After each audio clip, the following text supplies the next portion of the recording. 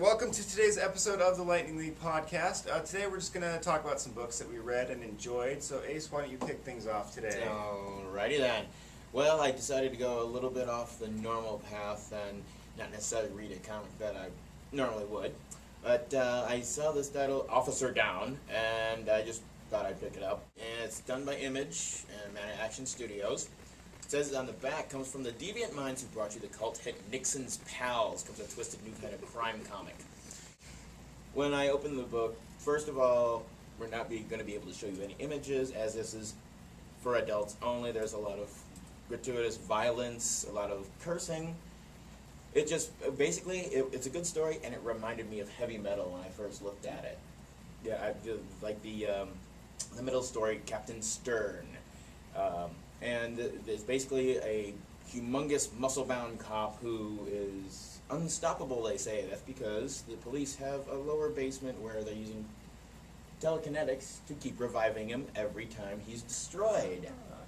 And he keeps coming back with more. And some of the funnier moments is they're attacking him, and it's like, okay, that's assaulting an officer.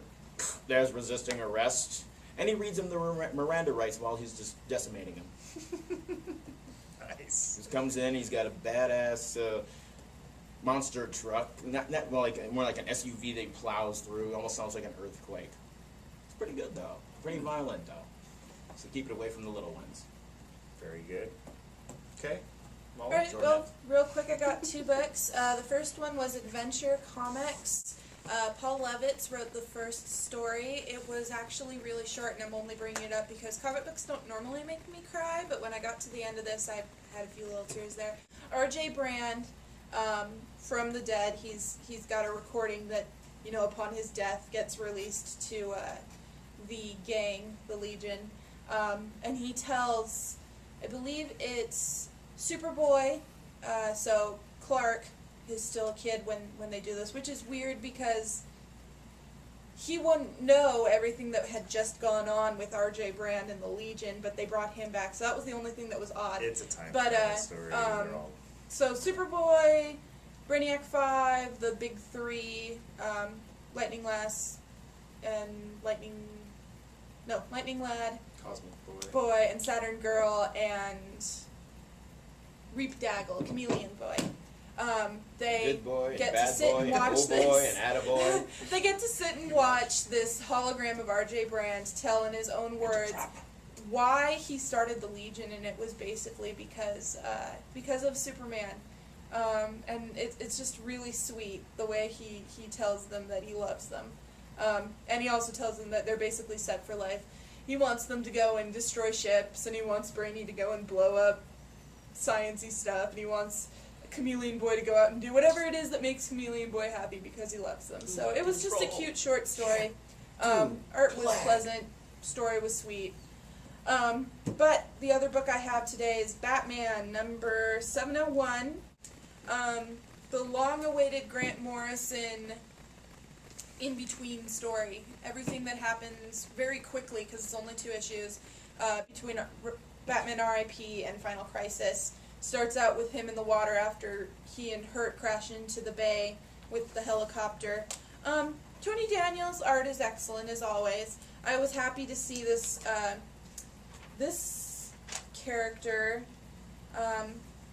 She was a hooker that Batman, because she was really young. She was a hooker that Batman got her a job at Wayne Industries, and she's just an interesting little character because she looks like a panda. A different job, right? Yeah, he got her a job at Wayne Industries as a receptionist. So he told her, I don't want you on the street anymore. You're 16. Get off the street. Take this card, walk into this building, and they'll give you a job. So it was a nice little finish with her. So if you are trying to follow the Grant Morrison stuff, you definitely need to pick this up because it's going to explain very quickly again what happens in the in-between between those 2 stories. So just more information to fill up your Grant Morrison collection. So Can't have enough Grant Morrison. definitely not. Okay. My pick for this week, or today I guess I should say, was The Heroic Age Uncanny X-Men one-shot. It was written by Matt Fraction. There's 3 different stories. There's a Cyclops story, a Beast story, and a Hope story. The artists in it are Jamie McKelvey, Steve Sanders, and Willis Portacio. It just kind of wraps up some stories coming out of Second Coming and everything with Beast and his leaving the team, and it's a pretty good read. It'll set you up. The stories in it are continued in Uncanny X-Men number 526, which is also being drawn by Willis Portacio. I really wanted to mention this because if you've seen the new commercial, Willis Portacio is going to be here on August 14th.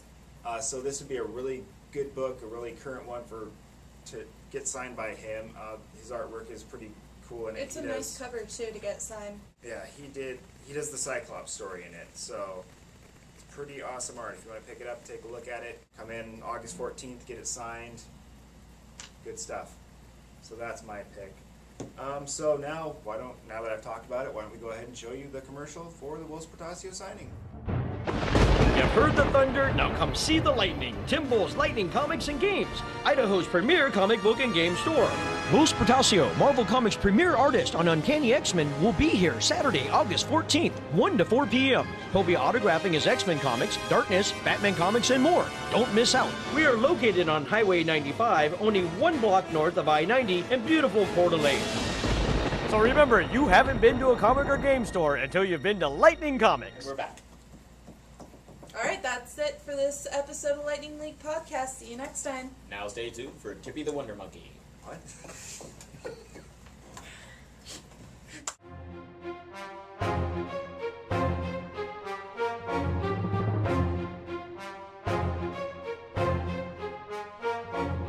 He didn't beat his wife, he just hit her once.